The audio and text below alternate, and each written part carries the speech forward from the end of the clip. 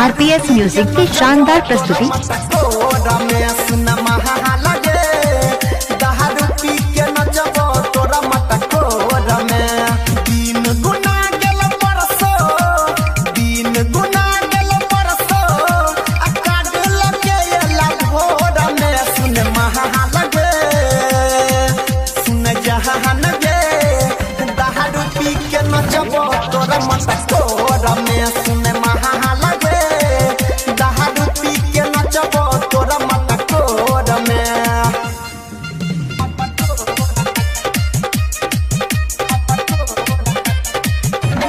RPS music की शानदार प्रस्तुति।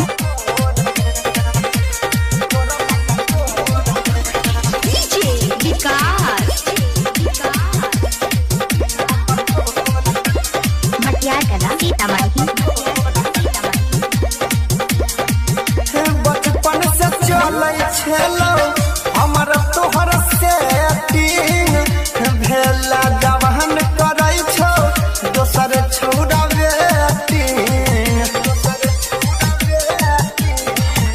बचपन से चले छलो हमर तोहर सेटिंग भेला गवाहन करै छो दोसर छौड़ा वेटिंग। आरपीएस म्यूजिक की शानदार प्रस्तुति।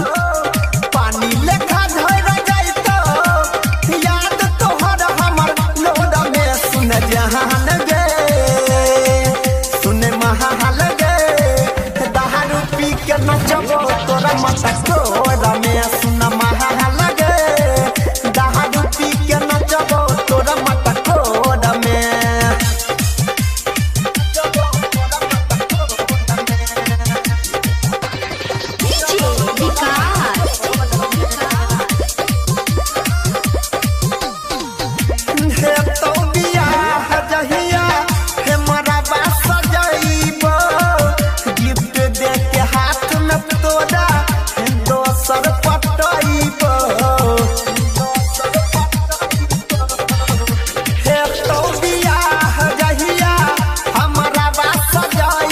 आरपीएस म्यूजिक की शानदार प्रस्तुति।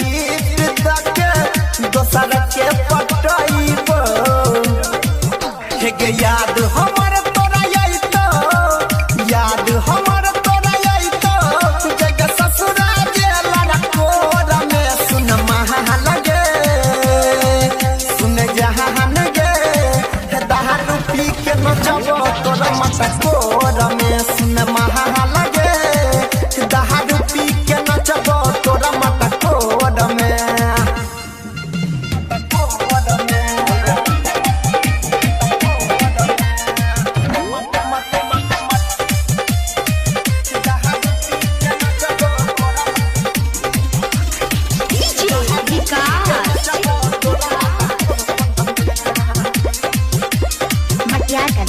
आरपीएस म्यूजिक की शानदार प्रस्तुति।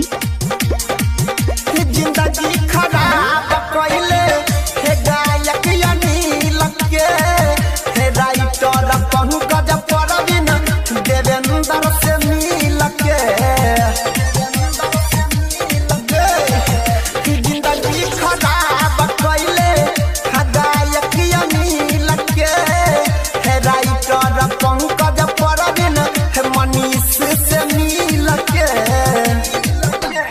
भूल गेला लत रहियो भूल गेला लत रहियो हे चुम्मा तोरा छोड़ में सुन जहान गे सुन महाल गे दारू पी के नचबो तोरा मत कोर में सुन